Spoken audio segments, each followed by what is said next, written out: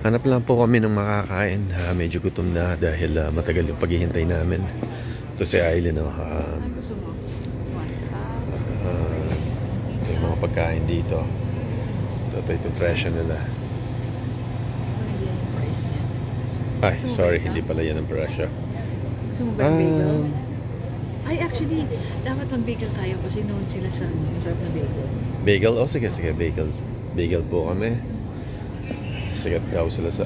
dito sa Montreal, sikat kasi sila sa bagel. Pero ito yung mga ano nila, ayan, iba-ibang mga sandwiches. So,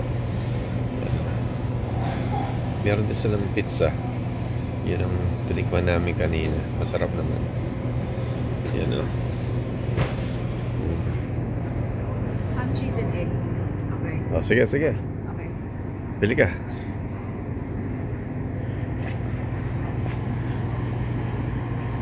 And one chocolate croissant.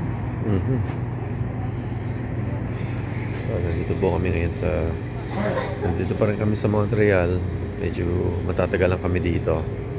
Kaya...